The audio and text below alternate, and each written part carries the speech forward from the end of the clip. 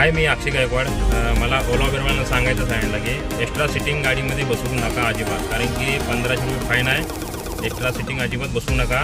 तुम्ही 100-200 रुपयासाठी बसवताला गाडीमध्ये, पण अजिबात बसवू नका, कारण की प्रत्येक ठिकाणी चेकिंग चालू आहे. सगळीकडे चेकिंग चालू आहे. तुम्हाला तुमची गाडी जर सापडली तर डायरेक्ट 1500 रुपये फाईन आहे. त्यात काय कमी नाही की मार्च एंडिंग आहे, त्यामुळे तुम्ही जरा सावधपणे गाडी चालवा.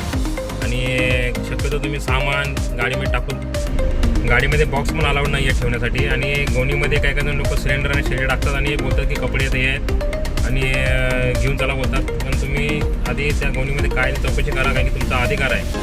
कारण की काय काही लोक भरपूर फसवणूक करतात ड्रायव्हर संघ, आणि गाडीच्या चौकशीमध्ये जर पकडली आणि बघितले काय त्या सिलेंडर जर सापडलं तर फाईन मजबूत आहे. अलाउड नाही, सिलेंडर आणि शेगडी अलाउड नाही आहे गाडीमध्ये. आपली पॅसेंजर कॅब आहे, ती सामान वाहतूक कॅब नाही आहे.